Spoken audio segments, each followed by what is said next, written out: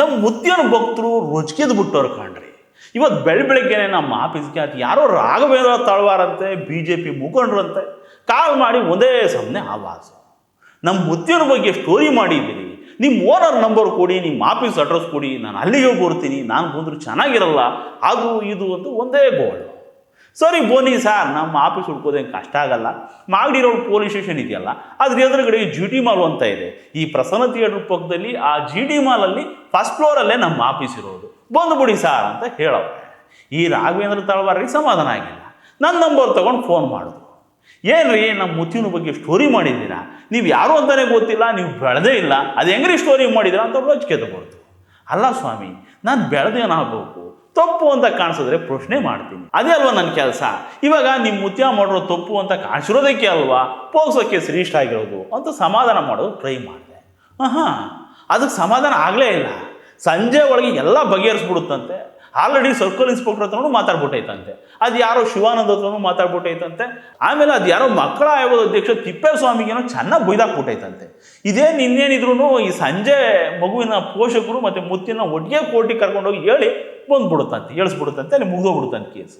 ಸಂಜೆಗೆಲ್ಲ ಆಗತ್ರಿ, ಸಂಜೆಗೆ ನಾನು ಮಾತಾಡಿದ್ದೀನಿ ಸರ್ಕಾರ CPI ಜೊತೆ ಮಾತಾಡಿದ್ದೀನಿ, ಸಂಜೆಗೆಲ್ಲ ಬಗೆಹರಿಯುತ್ತೆ ಬಿಡಿ ವಿಷಯ. ಏನ್ ಕೇಸ್ ಇದು ಮಾಡ್ಬಿಡ್ತಾರಂತ ಸರ್?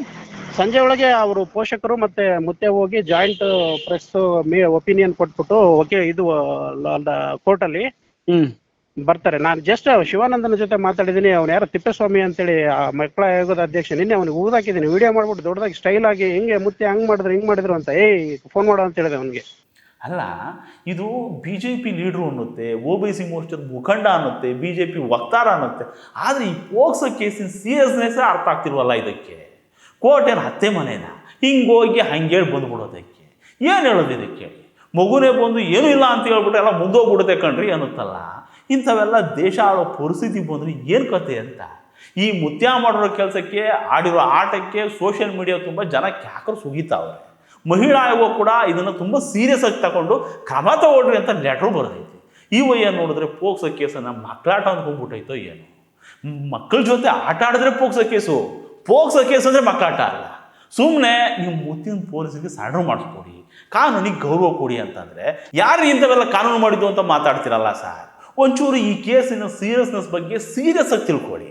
ನೀವೆಲ್ಲ ದೇಶ ಆಳೋರು, ನಾವು ಇಂಥದ್ದನ್ನೆಲ್ಲ ನೋಡಿದ್ರೆ ಸುದ್ದಿ ಮಾಡೇ ಮಾಡ್ತೀವಿ ಸರ್, ಸುಮ್ಮನಿರೋ ಮಾತೇ ಇಲ್ಲ. ನಿಮ್ಮ ಮುತ್ಯ ಈ ಸಣ್ಣ ಮಗಿನ ಜೊತೆ ಹಂಗೆ ಆಡಿದ್ರೆ ಅದರ ಅಪ್ಪ ಅಮ್ಮ ಸುಮ್ಮನಿರ್ಬೋದೇನೋ, ನಾವು ಸುಮ್ಮನಿರಲ್ಲ.